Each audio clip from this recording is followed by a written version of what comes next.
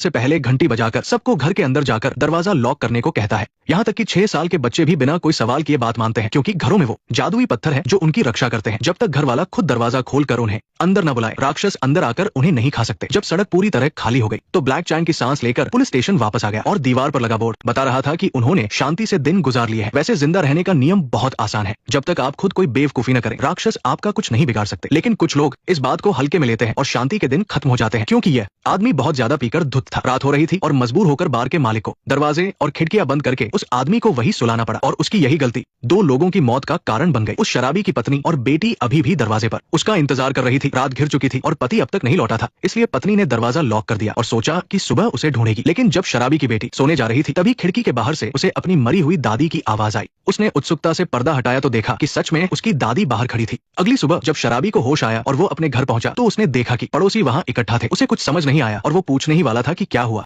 तभी ब्लैक ने आकर उसे जोर का थप्पड़ जड़ दिया। उस समय ब्लैक इतना गुस्से में था कि बस पूछो मत, क्योंकि उसने कई बार याद दिलाया था कि जिनके घर में बच्चे हैं उन्हें खिड़कियों को कीलों से बंद कर देना चाहिए, क्योंकि बच्चे मासूम होते हैं और राक्षस उन्हें आसानी से बेवकूफ बना लेते हैं। लेकिन उस आदमी ने एक न सुनी और सारी रात शराब पीता रहा। उसकी पत्नी और बेटी को बुरी तरह से मार दिया गया था और उनकी लाशें बहुत खौफनाक लग रही थी। आदमी को अब अपनी गलती का पछतावा हो रहा था, लेकिन अब रोने से कोई फायदा नहीं था। ब्लैक के इतना गुस्सा होने की वजह सिर्फ ये नहीं थी कि उसकी वजह से पत्नी और बेटी मारी गई, बल्कि उसकी वजह से बाकी लोगों की जान भी खतरे में थी। क्योंकि शहर में जब भी कोई मरता है तो कोई नया इंसान इस शहर में आ फंसता है और जो एक बार आ जाता है वो कभी बाहर नहीं जा पाता। लेकिन मुख्य बात यह है कि राक्षसों वाली बात इतनी अजीब है कि नए लोग जल्दी से यकीन नहीं करते और किसी की बात भी नहीं सुनते। जरूरी नहीं कि वो रात में दरवाजा न खोलने का नियम माने, जिससे कोई बहुत बड़ी मुसीबत आ सकती है और शहर के बाकी लोग भी मारे जा सकते हैं। जैसा सोचा था, अगले ही दिन ट्रिप पर निकले एक परिवार की आरवी रास्ते में एक गिरे हुए पेड़ के पास रुक गई। वो पेड़ और उसके चारों तरफ उड़ रहे कौवे इस शहर का बुलावा होते हैं और अंदर आने का रास्ता भी। आदमी ने फौरन अपनी गाड़ी मोड़ी और कुछ ही देर में वो लोग शहर के अंदर आ गए। अंदर आते ही गाड़ी में बैठे लड़के को सबसे पहले कुछ गड़बड़ लगी। नए लोगों को इतनी जल्दी आया देख शहर के सभी लोग थोड़े परेशान हो गए। ब्लैक ने सबको उनसे बात करने से मना किया और खुद आगे बढ़कर पूछताछ की